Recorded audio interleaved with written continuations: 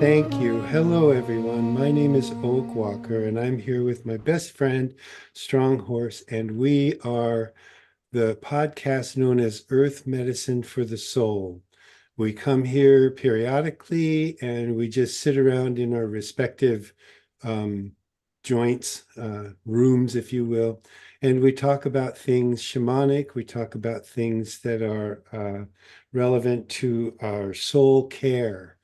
And we're going to kind of jump right on back in because last episode, number 15, we ended up talking about this thing that we call knowing, which is a phenomenon regarding uh, an ability to trust and use our intuition, which is that part of us that we have. People call it following your heart. People call it um, following the Holy Spirit, following the Lord, following the creators, following my guides and loved ones. There's all kinds of ways to talk about it, but it is that intuitive sense of well-being that goes along with whatever it is that is happening to you that gives you the sense of knowing that you're on the right track, that you're working within the realm of sacred right action. That's kind of what we mean by knowing. Um, what happened was we kind of ended up talking about how that brings on a level of loneliness because when your entire perspective of reality shifts, sometimes the people in your life can't quite understand this new you, if you will. All of a sudden, you're talking in all these new terms, you're talking in universal terms, you're looking for people who can talk on the same level of you. Your friends tend to shift, and there's a sense of loneliness that comes about when when it happens that you undergo this awakening, basically. And it's a real interesting thing because what I've noticed about this awakening is that I had heard the same information in my life more than likely a dozen, 2 dozen times, that same piece of information, and often the same actual words would come into my life and I would just blow it off. Um, we were talking about my wife and I the other day about people in our lives who suddenly walk up to us and said, well, she told me to get over myself. And all of a sudden I went, wait, oh, I have to get over myself. Oh my God, I have to wait. This is, what if there's more going on here than me? Which is right back to episode number one, you know? It's like, oh my God, Right. there's something bigger than Oakwalker. Oh no. What am I going to do about that? Because now I have to take all this into account. And for me, not only did it shift my circle of friends, and also it had me looking for different things in the people I was meeting. I got very excited about meeting somebody who could talk about the universe as a place where essentially magic could happen, right? That our thoughts and our energies and our heartfelt emotions could literally go out into the world and and create an environment of change, right? So now my attitude matters because I can go out and I can ripple out all of this important vibrational energy. And that was pretty much it for me. It was like vibes. Oh, yeah, there's no such thing as vibes, And then I was like doing Tai Chi one day and I was, wait a minute, those are vibes. Wait, that's vibes. Yeah. And then all of a Well, sudden, yeah, go ahead. I think one of the first things that I discovered when I first came on the path was, this desperate need to find somebody I could have a conversation with. Hmm. You know, I mean, it's like, Yep. and if you found them, we'd call them medicine talks, Oh, yeah. we would just get lost in the process, and it was ecstatic. And what I've noticed now is that, because I've been doing this and you've been doing this for 20, 30 years or so, Right. there's actually more and more people that are available for that, than there was when you and I first started out. I mean, we were, um, in very isolated situations, and then unless you had a specific group that you could align with, which, we did, Yeah. um, it was a tough road to hoe, man, because you just had all these thoughts, you didn't know where to go with them, and you thought, well, am I nuts, or is this like, am I really, where's this coming from, and on and on and on, and so, it became a challenge to manifest that direction that you were going in. It was like, kind of like being in a sailboat going, so how do you work these sails? You know, Exactly. what what do we do with the wind and stuff? And I Yeah. mean, and so now we've kind of got that, and I think that's the format we've chosen on this particular podcast thing, is to be able to have those conversations, in a Yeah. way that makes it okay, that people can have these conversations, or they can listen to these conversations, or they can be a part of it, and not feel like they're some kind of oddball anymore, and I think that's happening more and more. Here, let me tell you I'll give you a really good story. I was just flipping around the internet a while ago, and they have there's some guy he's kind of an Indian guru, and he's on there a lot, Oh, I like that and one. he was having a conversation with this guy, and they flicked the camera over, and the guy he was having a conversation with was Mike Tyson. And Tyson says to him, he says, I don't understand. I'm a pretty tough guy, but he says, I'm always afraid. And he says, why am I always afraid? And basically, the guy went into a thing about fear. And he said, well, you said the two most remarkable aspects of the human are memory and imagination. Hmm. And that kind of separates us and it's also there are aspects of ourselves that are the creative aspects, but they also can become a burden, because Yeah. you're flying off into different directions, and you're in the sailboat, but you don't know how to trim the sails, and Hmm. so he was saying to him, well, that your fears are based usually upon nothing, because it's always something that you're imagining, either that was in the future, or something that's already been in the past, and if you once you get control of that, and step into your present moment time, and not care about what other people think about you, or what how they're going to take your presentation, or your Uh-huh. conversation, your narrative, like you were saying, then you begin to find your own sense of self, Yeah. and that becomes your companion. Right. Let me touch on two things. Oscar used to always say, fear means false evidence appearing real.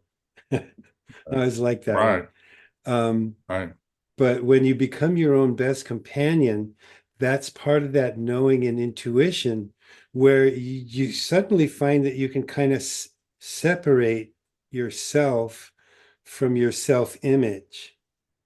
And that's the awakening. That's when you click, and then you can right. get like you're in the balcony behind yourself up here, looking down on yourself, behaving like you always have, and going, yoy, what, look at why, gosh, I didn't know I did so many things just to look good, or just to get approval, or just to make myself acceptable to the conditions that I was in. And there's a tremendous amount of freedom in now being able to look at yourself in that way. It's to be able to separate yourself from your identity, really, and give yourself an overview of yourself. It gives you the, like you're on the wings of the condor. In the Pachacuti Mesa tradition, or in the Peruvian traditions, the condor is the element of air, and the element of air gives you not only that the power of lightning is in the air, right? So there's a lot of power there, but it's also that overview, like you're uh, tucked under the wing of a condor, who's the highest flying bird that exists, and being able to see all of the whole panacea of your life then, without having to identify with each and every little bit that you've been doing before just to get by. You're no longer just getting by. Now you're actually growing a soul, and you're transcending all of that little stuff, that you've always had to deal with. It's just you're no longer And dealing with, now I you're think navigating. that's the essence of knowing. Yeah. It becomes I'm working on a book now that talks about knowing versus what I call the knowledge keepers. You know, Hmm. the knowledge keepers are the ones that have set the, uh, social, religious, political, and cultural laws that are not in conformity with sacred law, but the ones we've all been told we should be, aligning with, and that world's breaking down now. I Hmm. mean, there's no doubt about it.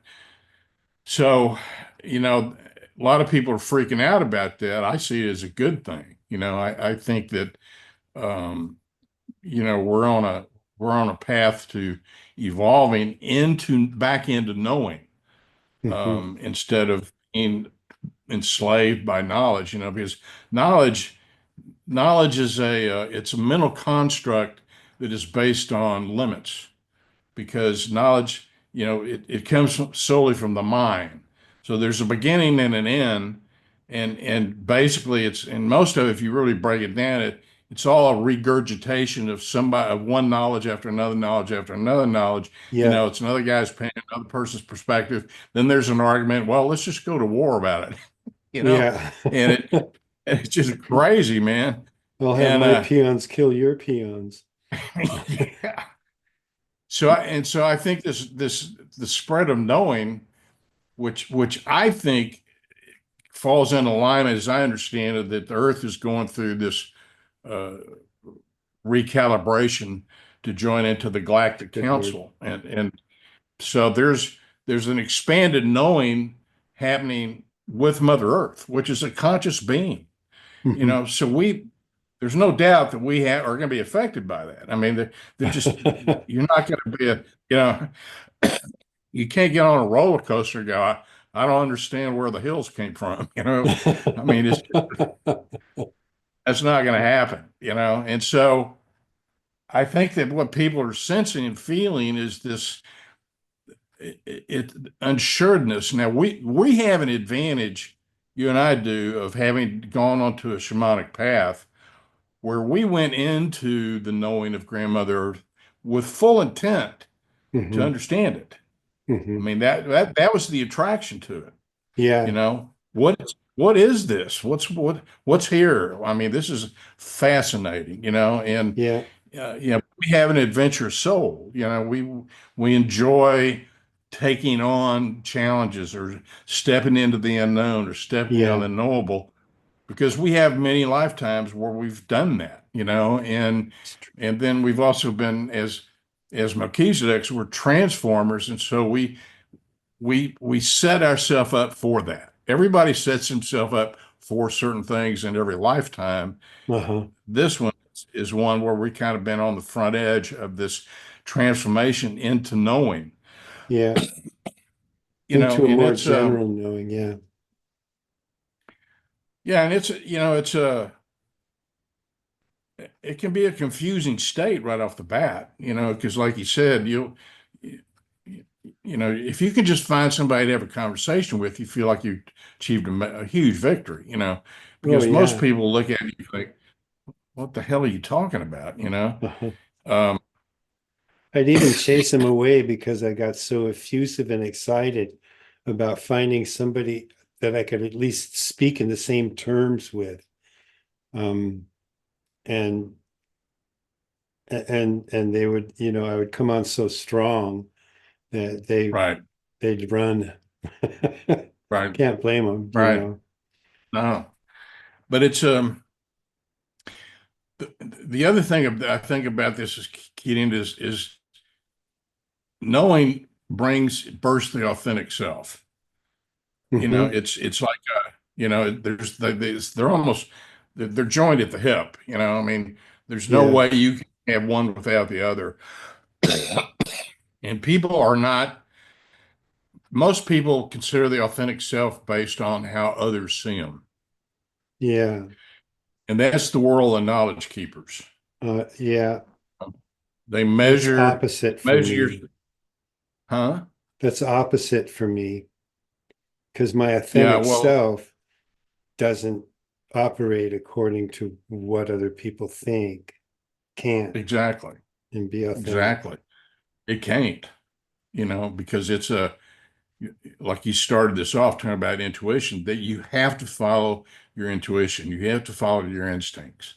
And as that happens and you gain more confidence, like learning to ride a bike or learning to ride a horse, Hmm. you start out and you're kind of like, oh my God, I'm gonna die, you know.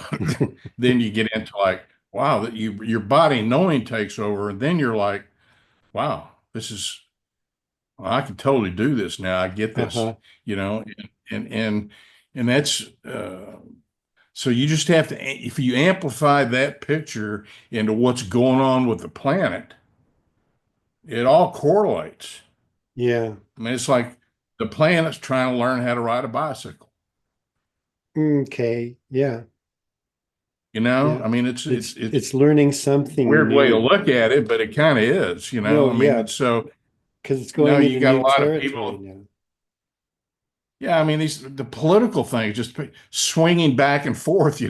What you Yeah. thinking today? Well, what I was yesterday, you know, or last week or last month.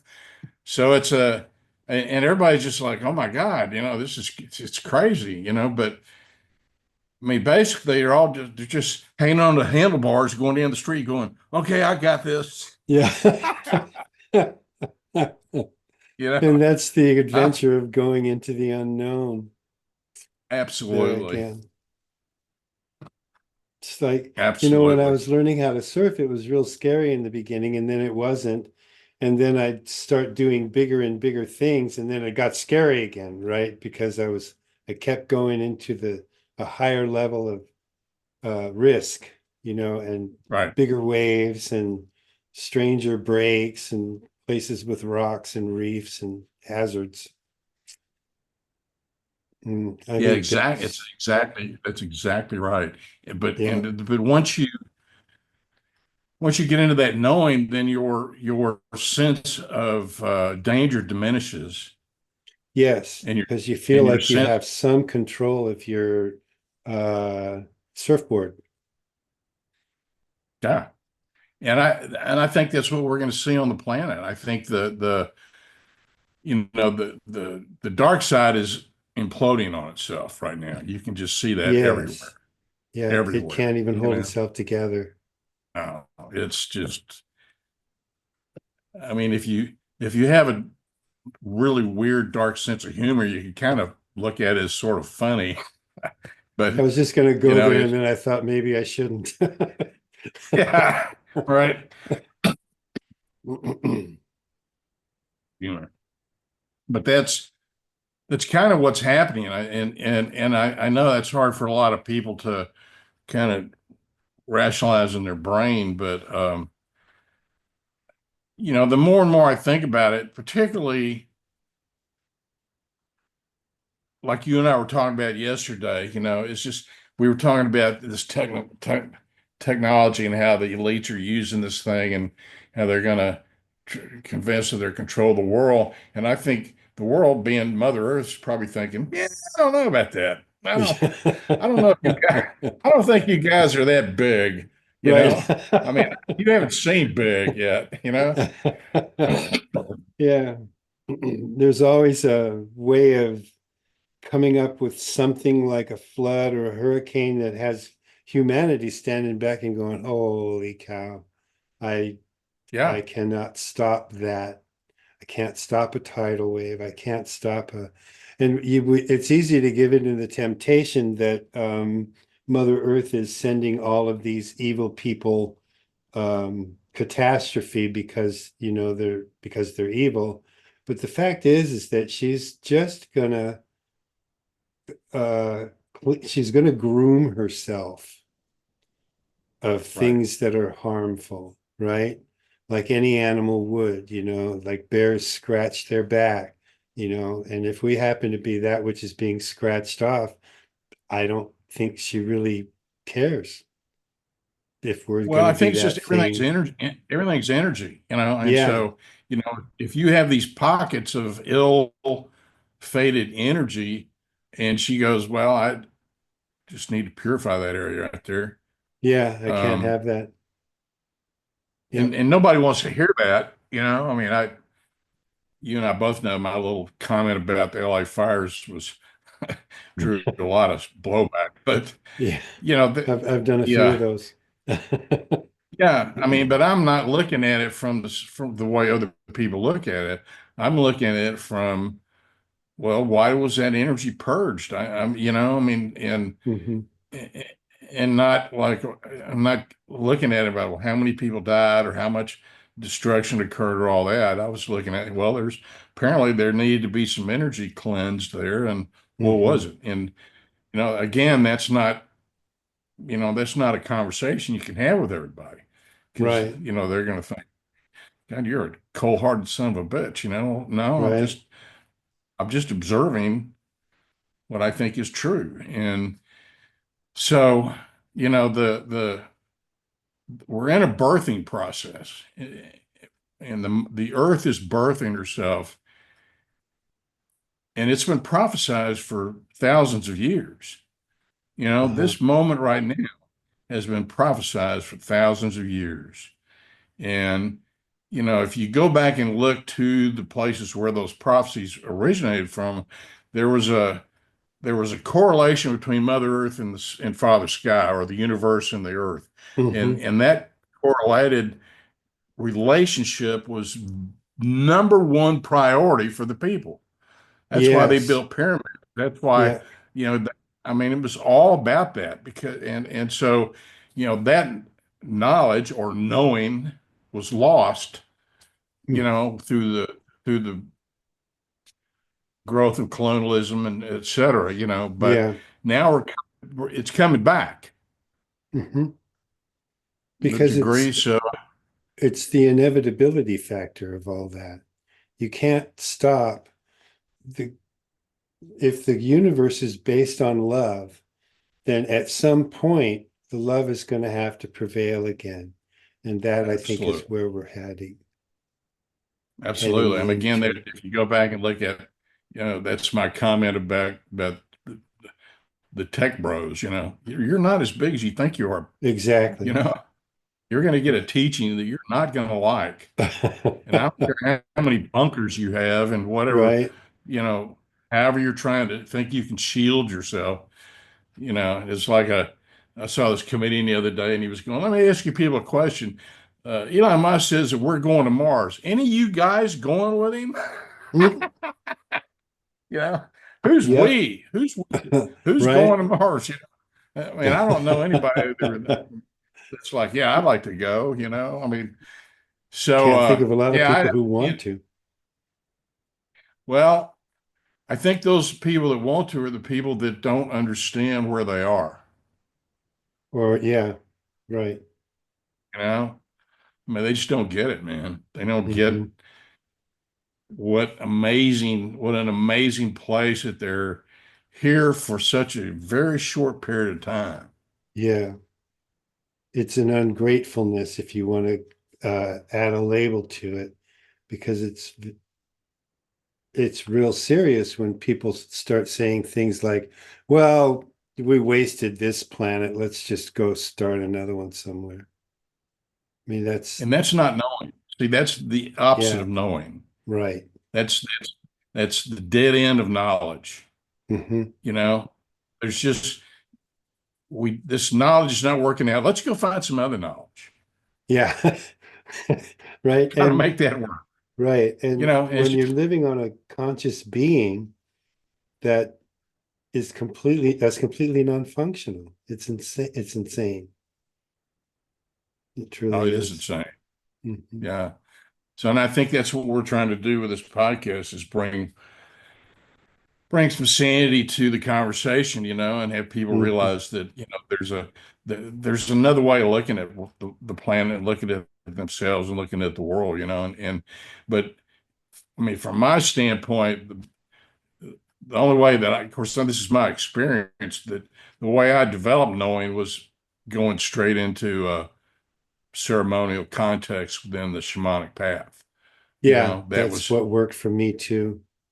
But I mean, it's not the only way, but for me, that's the way no, it worked out. Worked yeah. good. So, so I think that those opportunities to develop knowing are going to increase dramatically over the next few years. I agree. I think that's what we're all looking at. Okay, well, I believe that's a good stopping point at about 32:24.